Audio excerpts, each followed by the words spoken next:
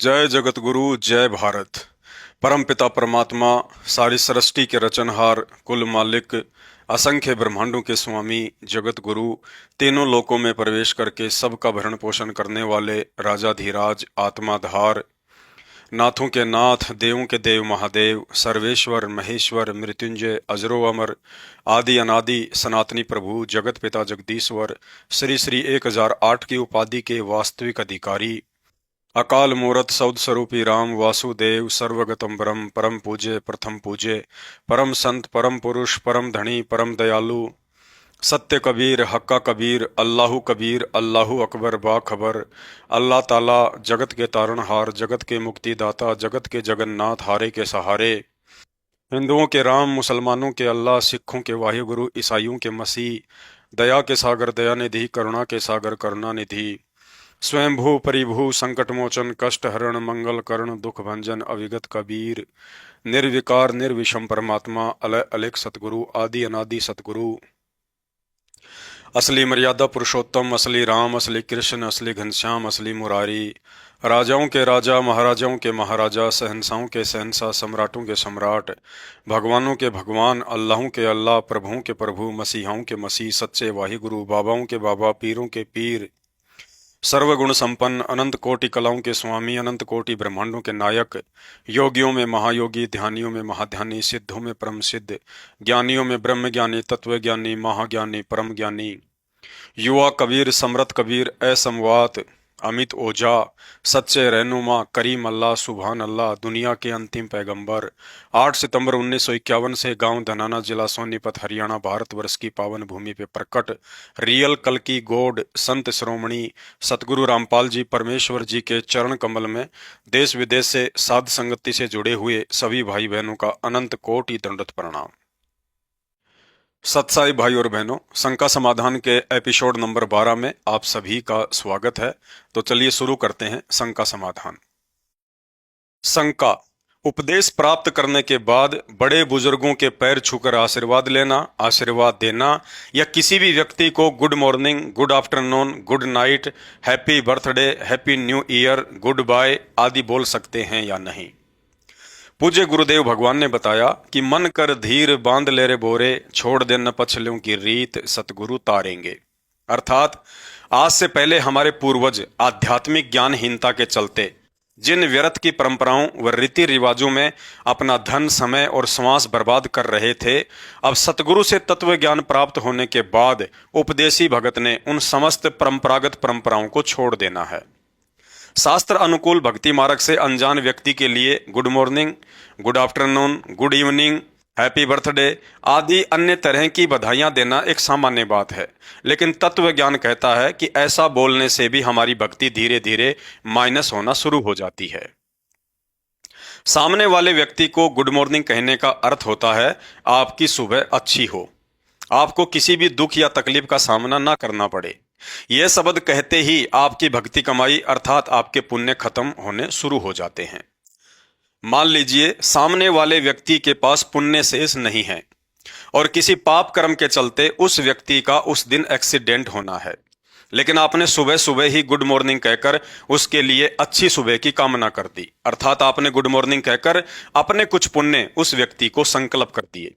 अब काल क्या करेगा? आपके भक्ति अकाउंट से कुछ पुण्य निकालकर सामने वाले व्यक्ति के भक्ति अकाउंट में डालकर कुछ समय के लिए उसके एक्सीडेंट को भी रोक देगा और साथ में आपकी भक्ति कमाई भी खत्म करवा देगा।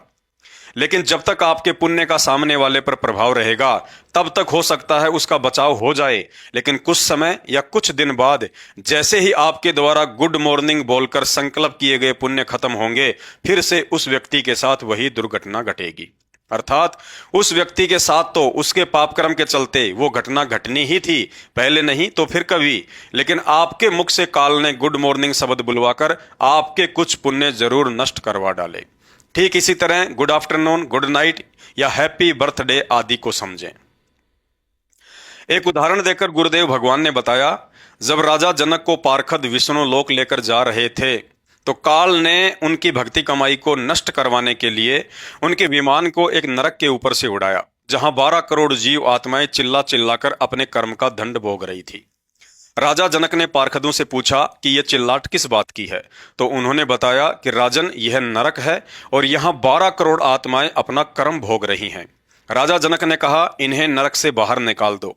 पार्षदों ने कहा कि यहाँ आपका नहीं बल्कि धर्मराज का हुक्म चलता है। राजा जनक ने धर्मराज को बुलवाने की जिद की तो तुरंत धर्मराज वहां प्रकट हुए और राजा जनक को समाधान बताया कि यदि आप अपने कुछ पुण्य दान करते हैं तो इन आत्माओं को नरक से बाहर निकाला जा सकता है, अन्यथा नहीं। उसी समय राजा जनक ने अपने आद्य पुण्य उन 12 करोड़ आत्माओं को संकल्प कर दिए तो धर्मराज ने उन सभी को स्वर्ग में भेज दिया। इस कथा का निष्कर्ष बताते हुए गुरुदेव भगवान ने बताया कि जब तक राजा जनक द्वारा संकल्प किए गए पुण्य उन 12 करोड़ जीव आत्माओं के पास रहेंगे, तब तक ही कुछ समय तक वे सभी आत्माएं स्वर्ग में रह सकेंगी। लेकिन जैसे ही पुण्य समाप्त होंगे, उन्हें वापस अपने कर्म दंड भोगने के लिए उसी नरक में डाल दिया जाएगा। लेकिन तत्व ज्ञान ना होने के कारण राजा जनक फालतू की दया दिखाकर काल के हाथों अपने आद्य पुण्य नष्ट करवा बैठा। और वही राजा जनक जो त्रेता युग में राजा था, जिसके हजारों लाखों नौकर थे, फिर कलयुग में नानक जी बनकर सुल्तानपुर के नवाब के यहाँ मोदी खाने में खुद एक नौकर लगा। अतः उपदेशी भगत ने किसी भी व्यक्ति को गुड मॉर्निंग, गुड आफ्टरनून या गुड इवनिंग आदि कहकर अपनी भक्ति कमाई को बर्बाद नहीं करना चाहिए, क्योंकि यह भी इस कलयुग में काल का ही एक षड्यंत्र है जो इस तरह के शब्दों के जाल में फंसाकर धीरे धीरे जीव को भक्तिहीन करवा रहा है। पूज्य गुरुदेव भगवान ने बताया, यदि आप किसी ऑफिस या ऐसी संस्था में काम करते हैं जहां आपको इन शब्दों का प्रयोग करना ही पड़ता है, तो गुड शब्द की जगह गॉड शब्द का प्रयोग करें। जैसे गुड मॉर्निंग की जगह गॉड मॉर्निंग, गुड आफ्टरनून की जगह गॉड आफ्टरनून, जिसका अर्थ होता है कि आज की सुबह परमेश्वर की दया से हुई है। यदि आप शुभ कर्म करेंगे तो परमेश्वर आपकी हर काम में सहायता करेंगे। ऐसा कहने से उपदेशी की भक्ति कमाई बर्बाद होने से बच जाती है, क्योंकि आपने सारी की सारी बात परमात्मा पर डाल दी।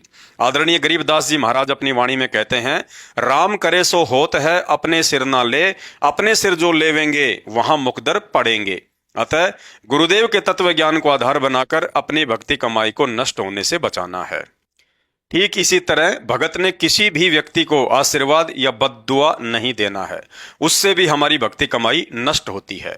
जैसे अपनी गाड़ी के टायर से आधी हवा निकालकर किसी दूसरे की गाड़ी के टायर में डालना समझदारी नहीं बल्कि महामूर्खता है। ठीक इसी तरह किसी को आशीर्वाद देने का मतलब है अपनी भक्ति कमाई का कुछ अंश उसे संकल्प करना।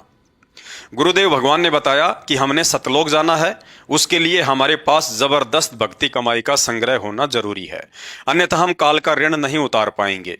जैसे टैंक में पर्याप्त हवा का प्रेशर ना होने पर गाड़ी के टायर में हवा प्रवेश नहीं कर पाती है, उसके लिए पहले मोटर या इंजन चलाकर टैंक में हवा डालकर प्रेशर बनाया जाता है, फिर प्रेशर के साथ टायर में हवा डाली जाती है, उसके बाद वह गाड़ी सैकड़ों टन वजन लेकर दौड़ने लगती है। अतः किसी को भी अपनी तरफ से आशीर्वाद देने के बजाय आशीर्वाद के भंडार सतगुरु रामपाल जी भगवान के सत्संग व उपदेश लेकर उनकी शरण में आकर भक्ति करने की सलाह देनी चाहिए। गुरुदेव भगवान ने बताया, यदि आप उपदेशी हैं तो आपने किसी भी बड़े बुजुर्ग या रिश्तेदार आदि के पैर नहीं छूने हैं और ना ही अपने पैरों को छूने देना है। यदि अचानक से या जानबूझकर कोई आपके पैर छूना चाहे तो आप भी उतना ही नीचे झुककर उसे अपने सीने से लगाकर प्यार दें तथा आगे से वह व्यक्ति आपके पैर ना छुए, उसके लिए उन्हें अपनी भक्ति व मर्यादाओं के विषय में जरूर बताएं। हो सकता है उसे भी ये मार्ग समझ में आ जाए और सतगुरु की शरण में आकर अपना आत्म कल्याण करवा ले।